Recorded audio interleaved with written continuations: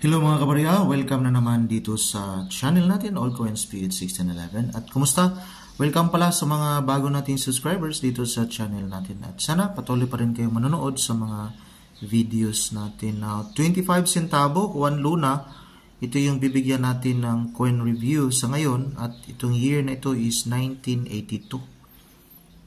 So, ang bagong lipunan series, so ito yung 1982 na barya. So, 25 centavo. Baka mayroon kayong hawak na ganitong klaseng barya. At least may idea po tayo kung magkano na kaya. Depende pa rin sa quality sa hawak nating barya. Now, diretso tayo dito sa sources natin. So, dito may nakita tayo kay eBay. So, dito kay eBay, 1982, 1 luna. May value dito na $3.71. Kasali na po yung shipping, so hindi umabot ng $3 yung value. Pero included yung shipping, umabot ng $3.71 US dollars. So 25 centimo na 1982. Then may dito naman kay Carousel PH. So ito yung maganda yung barya niya. So dito dalawa yata yung barya niya, 1975 at saka 1982.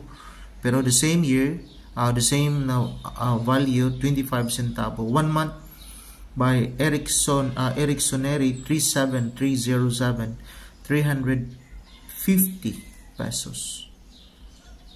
So yan yung barya niya.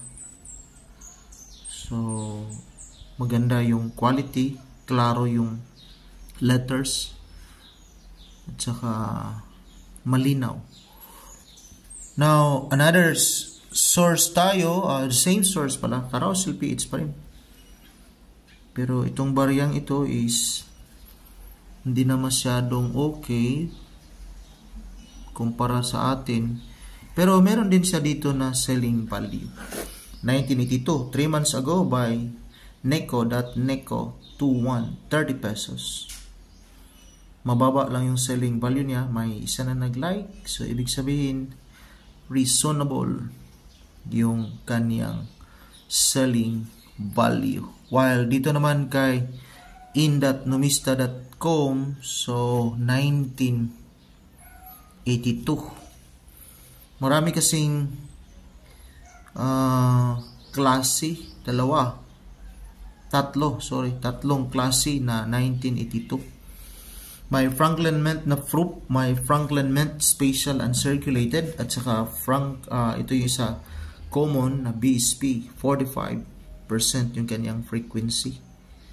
4 pesos lang yung pinakamababa at saka 47 pesos yung uncirculated. Ito yung walang value appraisal, so surely na ito talaga yung may mataas na value pag Franklin Mint proof at saka special uncirculated. Itong isa may 0.4% at saka 0.7% mga kabarya.